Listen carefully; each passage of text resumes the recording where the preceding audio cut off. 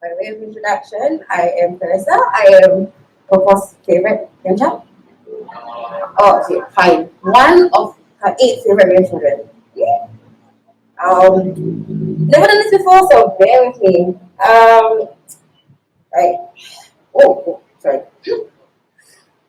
How and where can I even begin to recount my memories about Coco?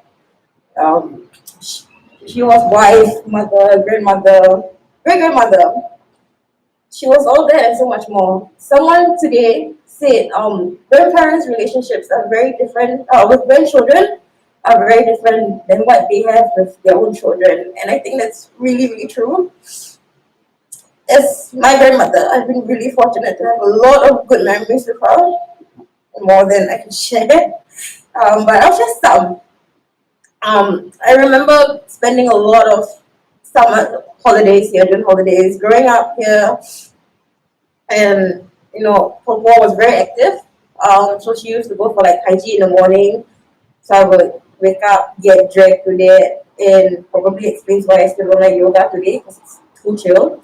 Um, and she had a lot of friends there. So and I always get introduced to her. Doesn't matter whether I met them before or whatever. It will always be, oh, 这个是我的孙女. And like she had a lot of friends. So it's like from here to the market is not very far. But the amount of times we will get stopped, whether she'll see her friends, and we should always talk to somebody the whole way. And growing up, it's just that's the thing, right? So whenever I was in front, she would always introduce me to her friends, and I know almost zero Bahasa. But whenever I know she's always talking about me because she will anak bongsu, which means youngest child, which I'm not technically the youngest grandchild, but I'm the youngest child, I guess, of my mother. Yeah, so I always know she's always talking about me. Whatever it was, good or bad, I don't know.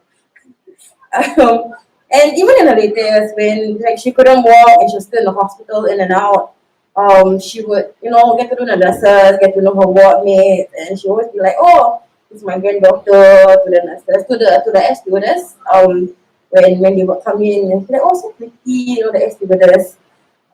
Yeah, and the thing was, she's like a regular at the ward. So the nurses always remembered her, like, "Oh, Popo, you back?" Like, "Hello, nice to see you again," that kind of thing. Yeah, and she always like to check in on us very often, right? When we were staying with her, she will call me like at least almost every day or like once or twice to like check, "You wake up already or not? Eat breakfast already or not?" And I'll just be like lazing again. I'll be like, "Yeah, sure. Wake up already." And that continued on into my adulthood. When I came back for summer, she would call me and be like, "Wake up already, eat breakfast." Even as recently as before she went to the hospital the last time, she would call me and be like, "Oh, you still in bed ah?" And I'm like, "No, I go running today." And she, "Wow, so good." Yeah, that sort of thing. Yeah, and besides just calling to like make sure how I am, she will know all about me when I'm going to work, and then she'll update me on like everybody else like yeah, so it was like a weekly news bulletin from her. So I catch up on like I know what everyone's doing in the family. And she was very indulgent with me, always cooking or making sure that Sue the helper would cook my favorite cabbage and quail egg noodle soup, and then let me fight it out with my auntie Gigi because we both love quail egg. It happens every Chinese New Year and whenever. Yeah, and she was really full of life until the very end. She loved to travel, and I think if not for the fact that the last few years made mobility a lot more difficult, she would have she always kept telling me, "I want to come to UK, see your graduation, travel." Yeah. I know she had a blast when we took the road trip to Australia years ago, and I was really lucky to be one of the few that went back with her to Bangkok, her and Kong to Bangkok to visit her old house with her siblings and see the places that she grew up. I mean, I never understood what was going on, but I just followed along. Yeah, in the last few years, she became more wheelchair bound. Our jokes every time we spoke on the phone or before I left to tell her is, hey, don't run away, Paul. But she could not. And she replied like, no lah, I wouldn't run away, how to run?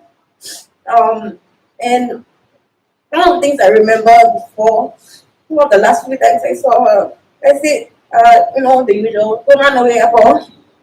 And she, okay lah, can go already, happy already, more happy. So she lives a really good and long life, her family, her legacy is proof of that. Um, yeah, she had a blast. She was just always full of smiles for everybody.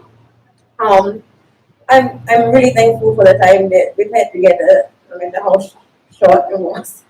And all the joint birthdays we celebrated because her birthday was like we celebrated in August.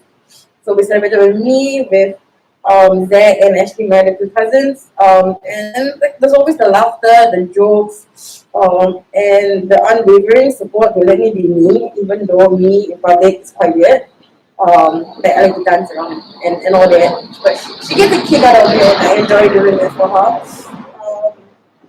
Yeah, so can run away already, eat all the shallow and drink all the wine you want. I'm really gonna miss you very much. Thank you.